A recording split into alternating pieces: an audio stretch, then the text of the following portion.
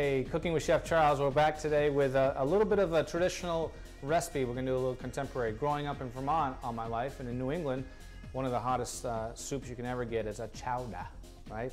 So we're going to make a chowder, but we're going to make a chowder a little bit more contemporary. And let's show you how we're going to do that. We have some beautiful cod here. That's a beautiful white fresh fillet of cod. We have onions, potatoes, and some bacon.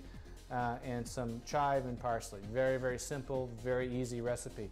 Okay, so let's just go ahead and season that fish while we're right here. Got a little bit there, a little bit of salt, a little bit of pepper. You really don't have to do much more than that, right? I'm going to flip that over and do the same. And we're just going to let that kind of marinate and flavor while we get the soup going. So in goes the bacon. Pan is hot. We want to render that bacon down. I'm going to show you that in a little while, but you want to make sure that that pan is hot. If it's not hot, you're not going to get a nice caramelization on that bacon. Okay, so you can see right now, see how the bacon's working? It's starting to get caramelized.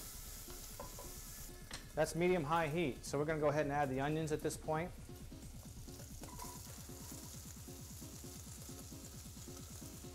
I'm going to add a little bit of fresh thyme to that as well.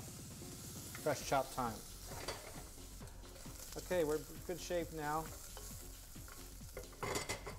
Nice caramelization on the bacon and the onions. So at this point we're going to go ahead and add our potatoes. See how small diced those are? They're going to cook, relatively quickly.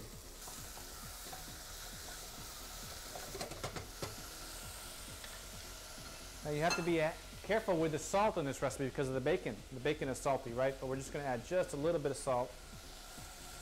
And then in with the potatoes there, okay? Okay, see we have that beautiful flavor all through the potatoes, all through in there. So now at this point we're going to add a little bit of water. Okay? And what that does is it allows the potatoes to cook. Okay? The potatoes are going to cook in a little bit of water. You can use chicken stock if you like, but not too many items cook in cream or half and half. Things have a product or vegetables have a hard time cooking in cream. So we're going to put a little bit of water in there, let those potatoes cook about halfway, and then we're going to add our half and half. All right, now our potatoes are about halfway cooked. I'm going to use a little bit of half and half.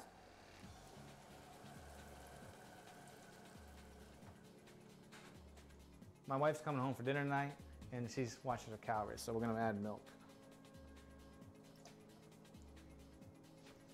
So we're going to slowly simmer now, slowly simmer that. So we want to boil. We don't want to boil the cream. So we're going to slowly simmer. Make sure your pan is hot. Number one rule. You guys know that now, right? If you don't hear that sound, stop what you're doing.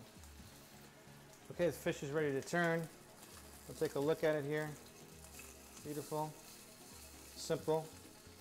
I'm going to finish the soup with a little bit of what you might have at home, a crab boil, or in this case, a little bit of a famous seafood seasoning, that type of thing, or Lowry seasonal salt. Just a little bit of that seafood seasoning in there, like so.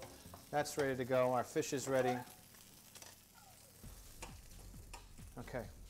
Now this is a thin chowder. Okay. You've seen all kinds of thick ones and thin ones, and this is a traditional New England. Does that look all right or what? So, with a little bit of fresh chive, a little bit of parsley, and then our fish, which is perfectly cooked, right there in the middle. See, we preserved the beautiful freshness of the fish, and we didn't break it all up. And then we're going to finish it with just a little bit of a, snip watercress, a little bit of watercress bundle on there, and a little bit of green on there as well. Something like that.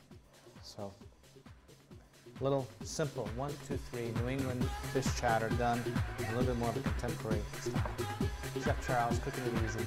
See you next time.